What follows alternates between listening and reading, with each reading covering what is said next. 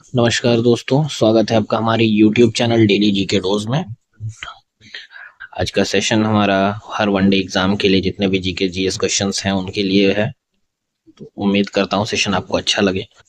और जो लोग सीरियस होके देख रहे हैं उन लोगों के लिए वीडियो बिल्कुल भी नहीं है, इसलिए भाइयों म्यूट पे चला के देख लेना। लेकिन जिनको सीरियस रहना है क्योंकि पढ़ाई मजे से करिए और मजे से नंबर लीजिए। तो शुरू करते हैं अपने क्लास को पहले क्वेश्चन के साथ। पहला क्वेश्चन है, हड़प्पा सभ्यता का सर्वाधिक मान्यता प्राप्त काल कौन सा है? ऑप्शन है आपके 2800 से 200, 2800 से 2000, 2500 से 1750 ईसा पूर्व, 3500 से 1800 ईसा पूर्व, या इनमें से कोई नहीं। तो हड़प्पा सभ्यता का जो सर्वाधिक मान्यता प्राप्त काल है, जो माना जाता है कि हाँ किस समय की है हड़प्पा सभ्यता, वो है आपका ऑप्शन नंबर बी, 2500 से 1750 ईसा पूर्व। ठीक है, अगले क्वेश्चन पे चलते हैं। सिंधु घाटी की सभ्यता में घोड़े के अवशेष कहाँ मिले हैं? ऑप्शन है आपके सुरकोटदा, वड़ावली, मांडा, या कालीबंगा। तो सिंधु घाटी की जो सभ्यता है वहां पर घोड़े के जो अवशेष मिले हैं वो आपको सुरकोटदा से मिले हैं, यानी कि ऑप्शन नंबर ए हमारा करेक्ट हो जाएगा। अगला सवाल, हड़प्पा सभ्यता किस युग की थी? ऑप्शन है आपके कांस्य युग, नवपाषाण युग, पुरापाषाण युग, या लौह युग। तो हड़प्पा सभ्यता जो है वो आपका कांस्य युग की है। अगला सवाल, सिंधु सभ्यता के घर किससे बनाए जाते थे? ऑप्शन है आपके ईंट से, बांस से, पत्थर से, या लकड़ी से।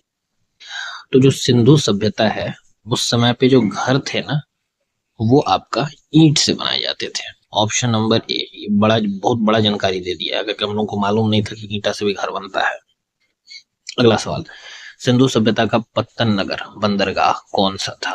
ऑप्शन है आपके कालीबंगन, लोथल, रोपड़, या मोहनजोदड़ो। तो सिंधु सभ्यता का जो पत्तन नगर था यानी कि बंदरगाह था वो था लोथल, ऑप्शन नंबर बी।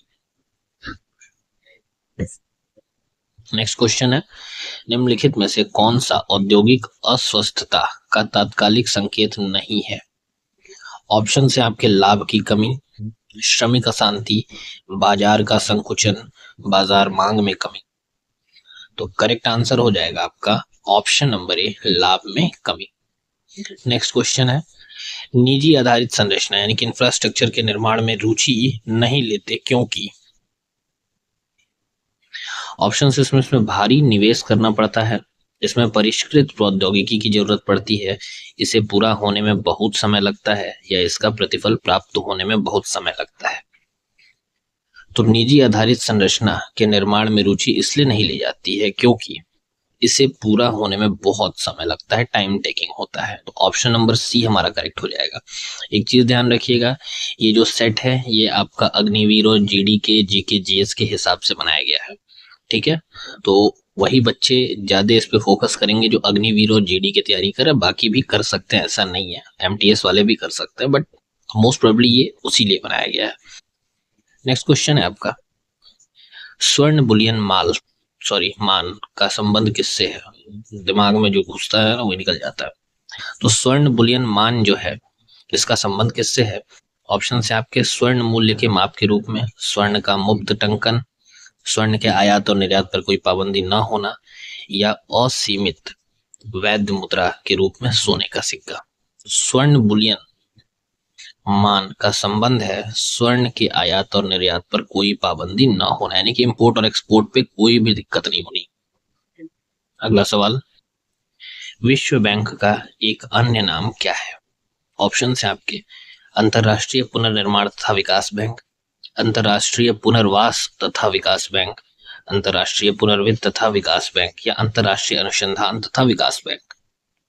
तो विश्व बैंक का एक और अन्य नाम जो है वो है आपका अंतरराष्ट्रीय पुनर्निर्माण तथा विकास बैंक, यानी कि ऑप्शन नंबर ए हमारा करेक्ट है। अगला सवाल, निम्नलिखित में से कौन सा क्षेत्र सबसे अधिक कर का भुगतान कराता है? यानी कि इनमें से दिए हुए ऑप्शंस में ऐसा कौन सा क्षेत्र है जो जिसमें सबसे अधिक टैक्स देना पड़ता है? ऑप्शन है आपके कृषि क्षेत्र, औद्योगिक क्षेत्र, परिवहन क्षेत्र, या बैंकिंग क्षेत्र।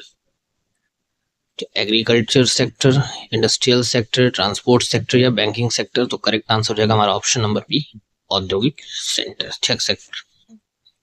नेक्स्ट क्वेश्चन, किस आईआईटी संस्थान ने, अच्छा अब यह ध्यान रखिएगा यहाँ से कुछ आपके करंट अफेयर्स में, क्योंकि एग्जाम में करंट अफेयर भी रहेंगे, तो सब कुछ देख के मैंने सेट बनाया है, हेल्पफुल है आपके लिए। आप आंख बंद करके तो नहीं कहेंगे, लेकिन हाँ भरोसा आप जरूर कर सकते हो अपने भाई पे। बाकी जहां तक हो सकेगा वहां तक मैं आप लोगों के लिए खड़ा रहूंगा, खासतौर पे अग्निवीर जीडी एमटीएस वालों के लिए। किस आईआईटी संस्थान ने टेक्निकल फेस्टिवल टेक कृत 2025 का आयोजन किया है? ऑप्शन है आपके IIT Delhi, IIT Mumbai, IIT Kanpur और आईआईटी खड़गपुर। तो अभी हाल ही में आईआईटी कानपुर ने टेक्निकल फेस्टिवल टेक कृत 2025 का आयोजन किया है। ध्यान रखिएगा, इंपॉर्टेंट बन सकता है ये क्वेश्चन आपके लिए। नेक्स्ट क्वेश्चन है, भारतीय वायुसेना ने बहुराष्ट्रीय वायु अभ्यास इनियोकास 2025 में कहां भाग लिया है? ऑप्शन है आपके फ्रांस, जर्मनी, ग्रीस या ऑस्ट्रेलिया। तो इंडियन एयरफोर्स जो है बहुराष्ट्रीय वायु अभ्यास इनियोकस 2025 में ग्रीस में जाकर भाग लिया है, तो ऑप्शन नंबर सी करेक्ट हो जाएगा। ये भी करंट अफेयर था हमारा इस साल का। नेक्स्ट क्वेश्चन है, कहाँ 6 दिवसीय 37वां कथक महोत्सव 2025 का आयोजन हुआ है? Most important question of this video. 37वां कथक महोत्सव कितने दिन का होता है? ये 6 दिन का होता है। ये कहाँ आयोजित किया गया है? ऑप्शन है आपके मुंबई, नई दिल्ली, लखनऊ या जयपुर। करेक्ट आंसर हो जाएगा आपका ऑप्शन नंबर बी, नई दिल्ली। नेक्स्ट क्वेश्चन है, प्रकाश वर्ष यानी कि लाइट ईयर किसकी इकाई है? ऑप्शन है आपके दूरी, समय, प्रकाश या धारा। तो जो लाइट ईयर होता है ना, वो दूरी का इकाई होता है, यानी कि डिस्टेंस की यूनिट होती है। जब एक प्लेनेट से दूसरे प्लेनेट में क्या कहते हैं डिस्टेंस नापा जाता है, तो उसको लाइट ईयर में नापा जाता है। ठीक है। नेक्स्ट क्वेश्चन है हमारा, निम्नलिखित में से कौन धातु होते हुए विद्युत का कुचालक है? मतलब इनमें से कौन सा ऐसा मेटल है, मतलब ऐसा कौन सा चीज है जो मेटल है बट वो इलेक्ट्रिसिटी का कुचालक है? ऑप्शन है आपके टिन, कॉपर, लेड या निकल। तो लेड एक ऐसा मेटल है जो मेटल होते हुए भी विद्युत यानी कि इलेक्ट्रिसिटी का कुचालक है। नेक्स्ट क्वेश्चन, अब बायो से है कुछ, जीव विज्ञान शब्द का प्रयोग यानी कि बायोलॉजी जो वर्ड है ना, इसको सबसे पहले किसने इसका प्रयोग किया था इस वर्ड का? ऑप्शन है आपके अरस्तु, पुरकिंजे, वॉन मॉल, लैमार्क तथा ट्रेविरेनस।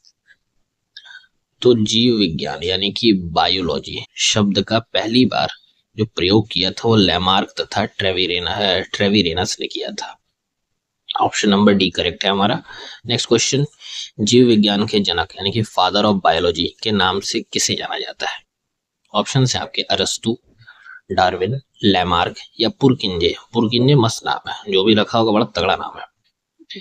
तो पुरकिंजे नहीं है इसमें, लेकिन इसमें आंसर आपका करेक्ट हो जाएगा अरस्तु। जीव विज्ञान के जनक फादर ऑफ बायोलॉजी एरिस्टोटल यानी कि अरस्तु को माना जाता है, मारा नहीं में माना जाता है। जंतु विज्ञान जूलॉजी के जनक कहलाते हैं। अब जूलॉजी के जनक कौन कहलाते हैं? डार्विन, लैमार्क, अरस्तु या थियोफ्रेस्टस। तो जंतु विज्ञान यानी कि जूलॉजी, इसके भी पापा कौन है? तो इसके पापा हैं ऑप्शन नंबर सी अरस्तु। नेक्स्ट क्वेश्चन है, वनस्पति शास्त्र का जनक कौन है? ऑप्शन है आपके थियोफ्रास्टस, लाइनस, ट्रेविरेनस या प्लानी द एल्डर। तो वनस्पति शास्त्र के जनक थियोफ्रास्टस को माना गया, यानी कि ऑप्शन नंबर ए हमारा करेक्ट हो जाएगा। नेक्स्ट क्वेश्चन, चिकित्सा शास्त्र का जनक किसे कहा जाता है? Medical science. ऑप्शन है आपके अरस्तु, थियोफ्रास्टस, हिप्पोक्रेटस या गैलन। तो चिकित्सा शास्त्र इसके जो जनक हैं वो माने जाते हैं हमारे हिप्पोक्रेटस, यानी कि ऑप्शन नंबर सी करेक्ट हो जाएगा। तो ये हमारे 20 क्वेश्चन का एक सेट था।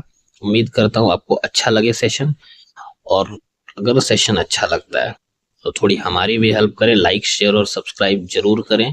कोशिश करें उन लोगों तक भेजने का, या उन कैंडिडेट्स या उन लड़कियों तक भेजने का जो आपका जीडी, एमटीएस या अग्निवीर की तैयारी कर रहे हैं, क्योंकि इनके लिए मैं कभी भी, जिस दिन मेरा चैनल अच्छा हुआ, मैं कोई ऐप बनाऊंगा नहीं, फ्री एजुकेशन देना है बस। पता है जीडी और एमटीएस ये दोनों एग्जाम ऐसा ना जो कई बार दिया, 2-3 बार निकला भी, लेकिन साला हर बार किसी न किसी पंचायत से मेरे को रह जाना पड़ता था। चश्मा पहनता हूँ इस वजह से मेरे को मेडिकल में जीडी में नहीं दिया जाता था, और एक पेपर वर्क की वजह से एमटीएस में निकल गया। तो खीस है, इसलिए चाहते हैं कि जितना मेरा कैंडिडेट है ना निकले सब अच्छे से। तो आप लोगों के लिए हम खड़े रहेंगे, कोई चार्ज नहीं, कभी नहीं जिंदगी में। कोशिश करिएगा कि अपने इस भाई का चैनल आगे बढ़े।